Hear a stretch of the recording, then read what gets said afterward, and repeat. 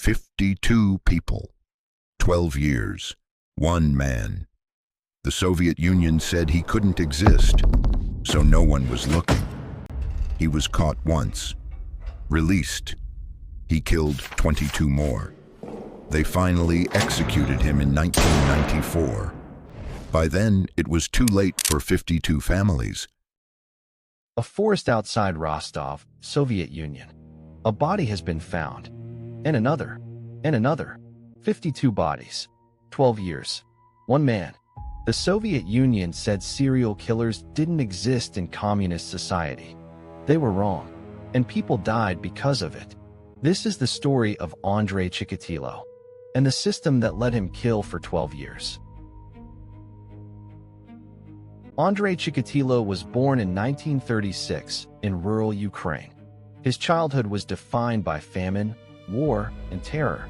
His older brother Stepan had been kidnapped and eaten by starving neighbors during the Holodomor, or so his mother told him.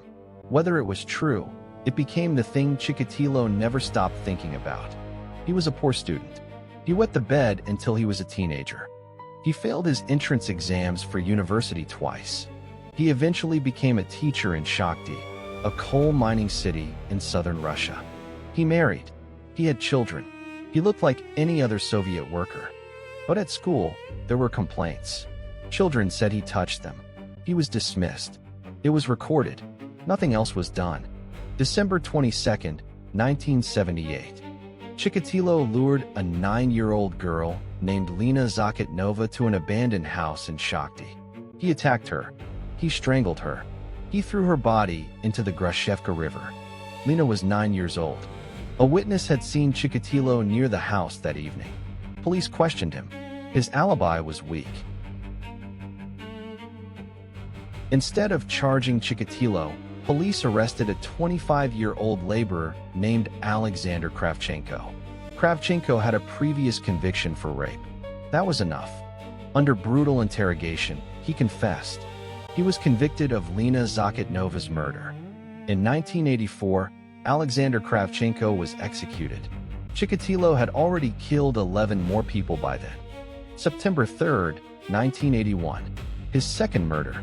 Larissa Tkachenko, 17 years old. Found near a forest. 1982, 7 murders. He hunted at train stations and bus stops.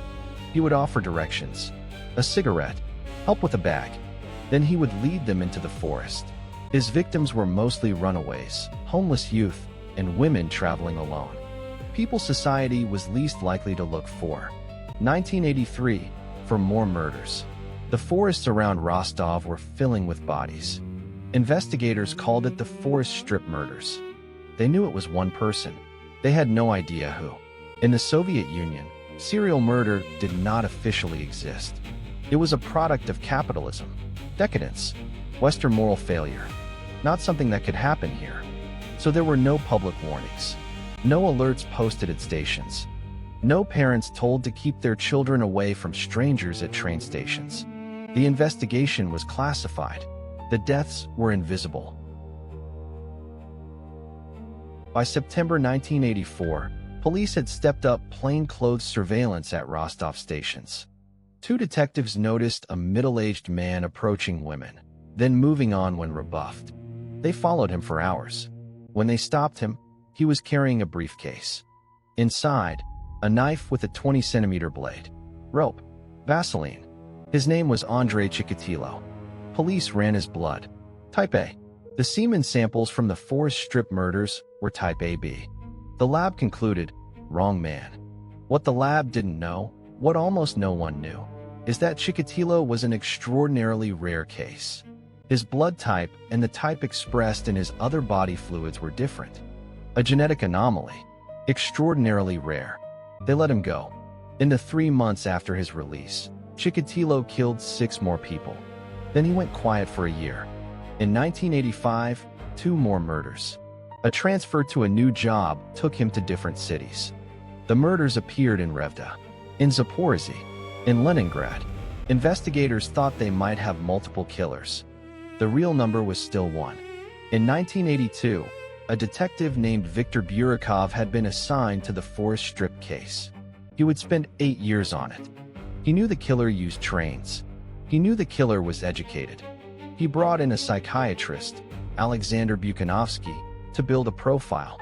Burakov described a man with severe sexual dysfunction, likely in his 40s. The profile was remarkably accurate, but they still had no name. Burakov deployed hundreds of plainclothes officers to train stations across the region. It was one of the largest surveillance operations in Soviet history. The killing slowed, but it didn't stop. 1988, 3 murders. 1989, 8 murders. 1990, 8 more. November 6, 1990. Chikatilo killed his 52nd victim, a 22-year-old woman named Sveta Karostik. A plainclothes officer near Leskov station noticed a man emerging from the forest. The man had mud on his boots, scratches on his face. He was washing his hands in a puddle. The officer recorded his name, Andrei Chikatilo. The report went to Burakov. He remembered. Chikatilo had appeared in the 1984 records. Arrested, released. He ordered surveillance. On November 20th, 1990, Chikatilo was stopped near his home. He had a rope in his pocket, a dirty cloth, a kitchen knife. He was taken in for questioning. For 9 days, he said nothing. Then they brought in Burakov, the psychiatrist who had built the profile 10 years earlier. He read Chikatilo his own profile. Aloud, Chikatilo began to weep. Then he began to talk. He confessed to 56 murders. He described each one. Locations, dates, methods. 3 victims could not be found or identified. He was charged with 53 counts of murder. Chikatilo's trial opened on April 14, 1992. Authorities had constructed an iron cage inside the courtroom to protect him from the families of his victims. His behavior was bizarre. He sang. He exposed himself. He claimed he was pregnant. Some psychiatrists argued he was insane. The court disagreed. On October 15, 1992, Chikatilo was found guilty on 52 of 53 counts. He was sentenced to death for each murder. Outside the courthouse, victims' families embraced. It had taken 14 years. Chikatilo was taken from his cell in Novocherkassk prison. He was led to a soundproofed room, executed with a single gunshot behind the right ear. Alexander Kravchenko, the man executed for his first murder, was posthumously exonerated in 1991. 52 people were murdered over 12 years. The Soviet Union's refusal to acknowledge serial murder as possible is estimated to have cost at least a decade of warnings. Burakov spent 8 years on the case. He later said it destroyed his first marriage. Burakov, the psychiatrist, later said Chikatilo called him his only friend. His wife said she had no idea. His children said the same. The Soviet Union collapsed in December 1991, before Chikatilo's trial even concluded. The system that shielded him from scrutiny for 12 years no longer existed by the time he faced justice. Some things outlast the systems that created them. The names of his victims do not.